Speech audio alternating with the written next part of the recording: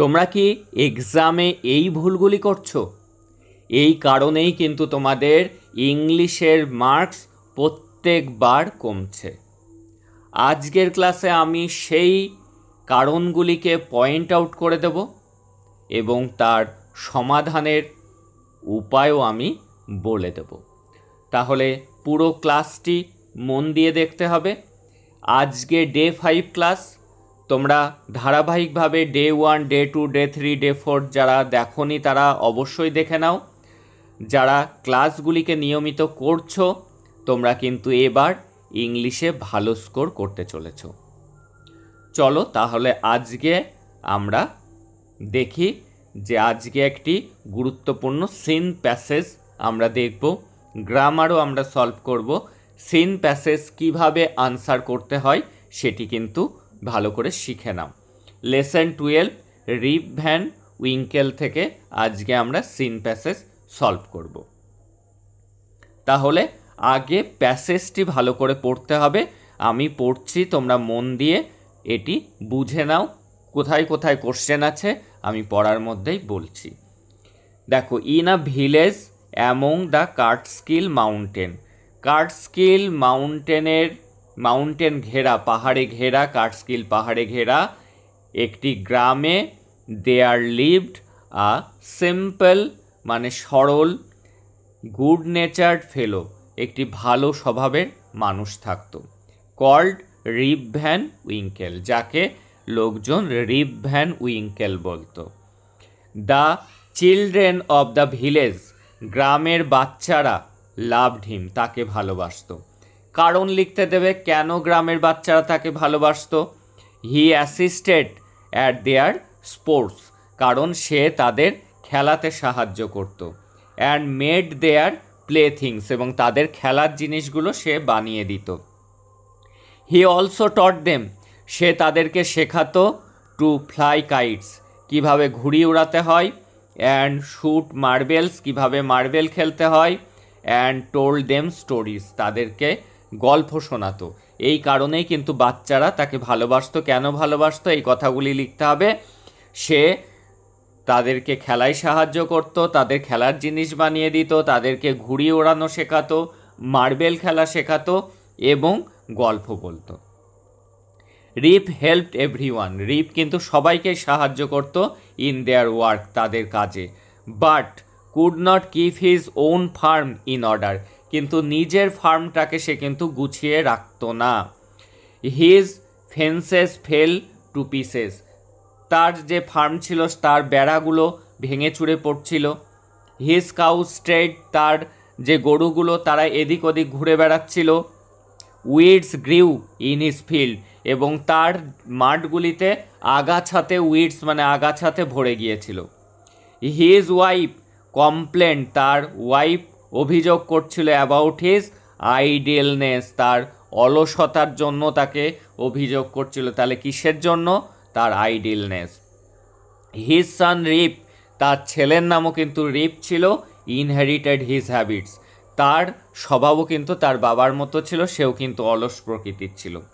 His soul follower, এই রিপ van উইঙ্কেলের একমাত্র অনুগামী ছিল ওয়াজ হিজ ডগ উল্ফ, তার কুকুরের নাম কি ছিল? মনে থাকে যেন উল্ফ ছিল তার কুকুরের নাম, সেই একমাত্র তার অনুগামী ছিল। যদি আসে যে রিপ ভ্যান উইঙ্কেল কোথায় থাকতো, লিখতে হবে ইন আ ভিলেজ, একটা গ্রামে, অ্যামং দ্য কার্টস্কিল মাউন্টেন, পাহাড়ে, কার্টস্কিল পাহাড়ে ঘেরা। দেখো আরও একটু রয়েছে passage. Rip use to sit, Rip বসে থাকতো। And talked with his friend, তার বন্ধুদের সাথে গল্প করত। অন লং সামার ডেজ, দীর্ঘ গ্রীষ্মের দিনগুলোতে। কোশ্চেন আসবে গ্রীষ্মের দিনগুলোতে রিপ কিভাবে সময় কাটাতো? বসে থেকে এবং বন্ধুদের সাথে গল্প করে। নিকোলাস ভেডার, কোশ্চেন আসবে নিকোলাস ভেডার কে ছিল? The landlord of the village in, গ্রামের যে সরাইখানা ছিল বা হোটেল ছিল তার মালিক ছিল নিকোলাস ভেডার। ওয়াজ রিপস গুড ফ্রেন্ড, রিপসের ভালো বন্ধু ছিল। যদি কোশ্চেন আসে রিপসের বন্ধুর নাম কি? Nicholas Vedder. Rip had to leave his group eventually, রিপকে অবশেষে তার বন্ধুদের গ্রুপটাকে ছাড়তে হয়েছিল।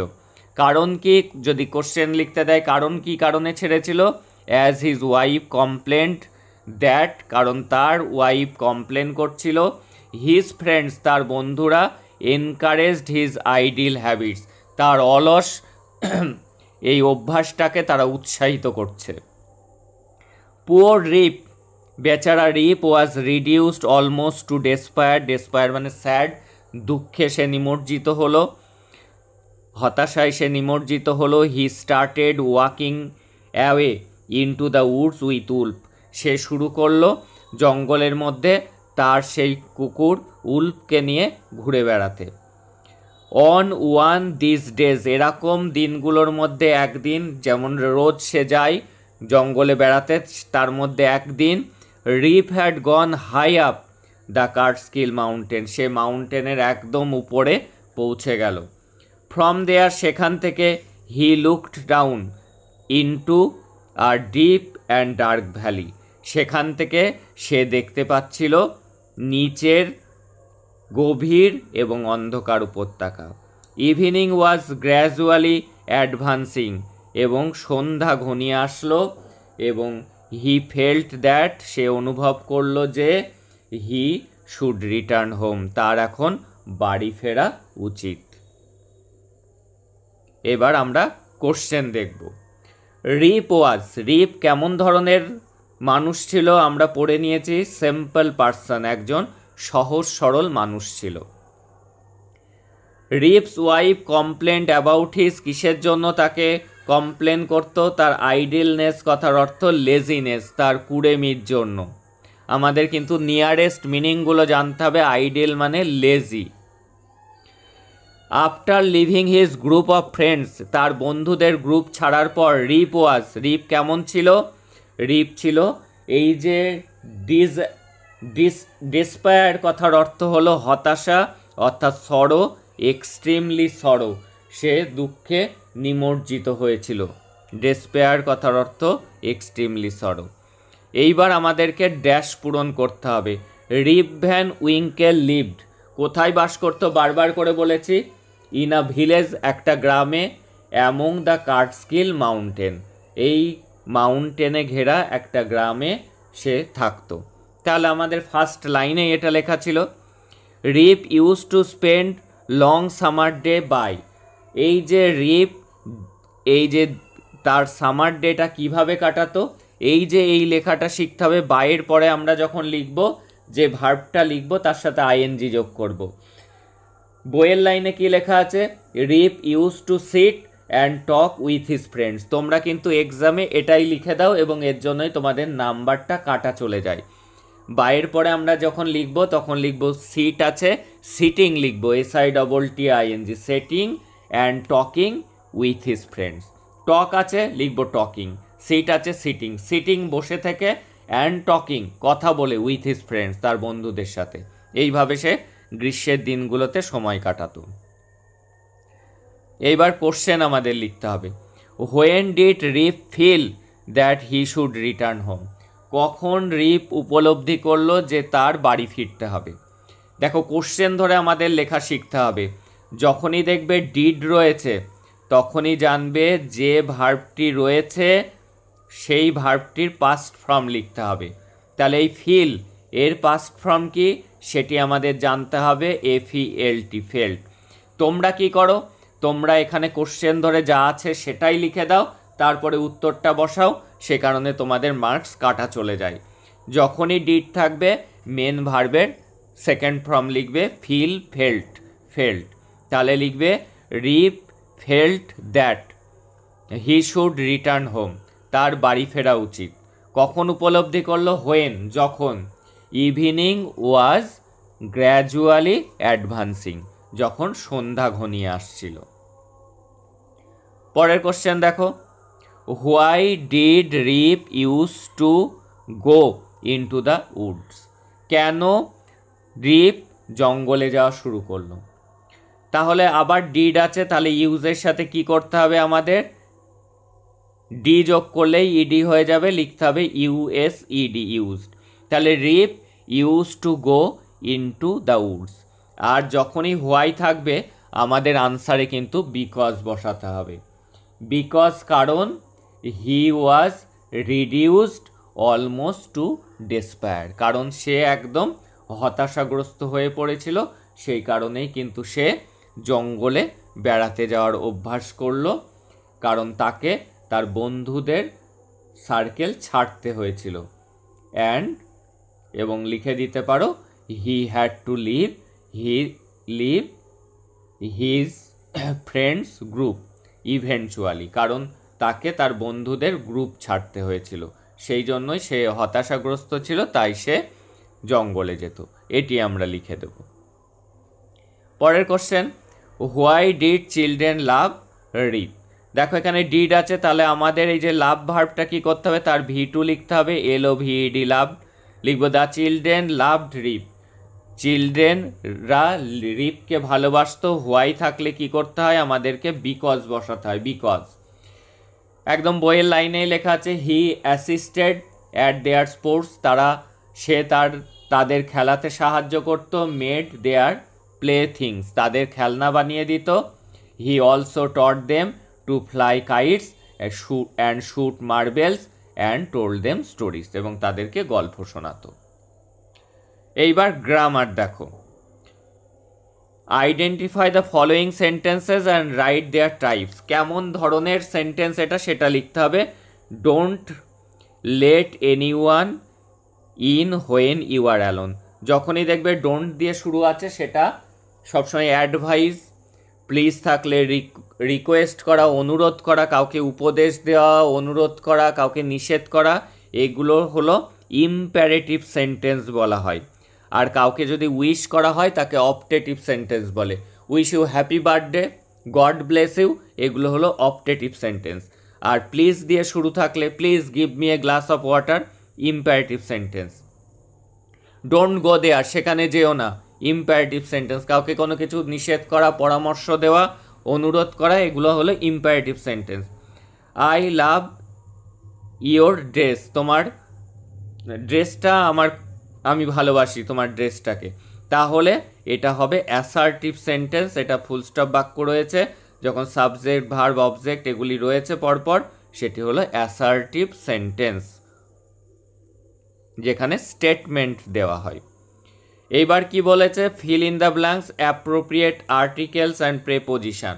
Vidyasagar went to see his mother, উইন্টারের আগে যে কোনো সিজনে থাক না কেন, in winter, in summer, in spring, সিজনের আগে সবসময় আমাদের ইন বসাতে হবে, তাহলে হলো in winter. The king learned dash lesson from the spider, learned a lesson, লেসেনের আগে কি হবে, এ হবে, এ লেসেন। ডোন্ট লাফ, এই লাফের পরে যে প্রেপোজিশন বসে সেটি হলো at, don't laugh at the poor, লাফের সাথে অ্যাট মুখস্থ রাখবে।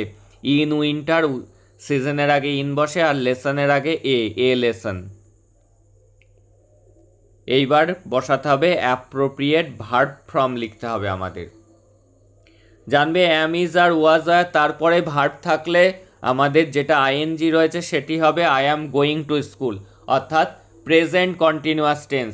হি is playing cricket, she is লাফিং, এইগুলো কি প্রেজেন্ট কন্টিনিউয়াস টেন্স, যে কাজটা এইমাত্র এখন চলছে। সে এখন হেঁটে হেঁটে স্কুলে যাচ্ছে, আমি এখন হেঁটে হেঁটে স্কুলে যাচ্ছি, I am going to school. I am go to school বলে কিছু হয় না, আই গো টু স্কুল হয় প্রেজেন্ট ইনডেফিনিট টেন্স, কিন্তু আই অ্যামের পরে সবসময় হবে গোয়িং। অল দ্যাট গ্লিটার্স, যেটা চকচক করে, ইজ নট গোল্ড, এটা একটা প্রবাদ বাক্য, মনে রাখবে।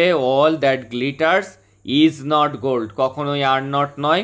গার্লস হেয়ার, হেয়ার কথার অর্থ চুল, অসংখ্য থাকে মাথায় চুল, এটাকে আনকাউন্টেবল বলে, যেটাকে আমরা গুণে শেষ করতে পারবো না, এবং আনকাউন্টেবল নাউনের সাথে কখনোই আর বসে না, সবসময় ইজ বসে, তাই the girls hair is curly. এবার পাঞ্চুয়েশন, পাঞ্চুয়েশনকে দাড়ি, কমা, ফুল স্টপ, অর্থাৎ ফুল স্টপ কোথায় কমা হবে, কোথায় কোশ্চেন মার্ক হবে, কোথায় এক্সক্লেমেটরি সাইন অর্থাৎ বিস্ময়সূচক চিহ্ন হবে, কোথায় কোটেশন হবে, এগুলি সঠিক করে লেখা, একেই পাঞ্চুয়েশন বলে। দেখো এটা ন্যারেশন চেঞ্জের ফর্মুলাতে ফরম্যাটে আছে, হি সেড টু হিজ মাদার, এখানে আমরা একটা কমা দেব এবং এখানে আমরা কোটেশন দেব। কোটেশনটা কিভাবে দেয়, এই যে এইভাবে কোটেশন দেয়, এখানেও দুটো দাগ হবে। দেখো আর একবার ভালো করে বোঝাচ্ছি। এই যে এখানে দেব আমরা he said to his mother comma, আর এখান থেকে কোটেশন শুরু হবে। হোয়াট আর ইউ ডুইং, এখানে প্রশ্ন জিজ্ঞাসা করা হয়েছে, তুমি কি করছো, তাই কোশ্চেন মার্ক, তারপরে কোটেশন শেষ করতে হবে। পরেরটা what a beautiful flower it is, এখানে বিস্ময়সূচক চিহ্ন, বিস্ময় প্রকাশ করা হয়েছে, কি সুন্দর ফুল, এখানে বিস্ময়সূচক চিহ্ন হবে। এই ছিল আজকের গুরুত্বপূর্ণ ক্লাস। তোমাদেরকে বলবো প্লে লিস্ট করে দিয়েছি, ধারাবাহিকভাবে ক্লাসগুলিকে দেখো। আগের ক্লাসগুলি যারা মিস করেছো পরপর ক্লাসগুলিকে দেখে যাও। এক্সামে কিন্তু তোমরা আগের বারের থেকে ভালো ফল করতে চলেছো যারা পরপর ক্লাসগুলিকে দেখে যাচ্ছ। দ্যাটস অল টুডে, তোমাদের সাথে দেখা হচ্ছে পরের ক্লাসে।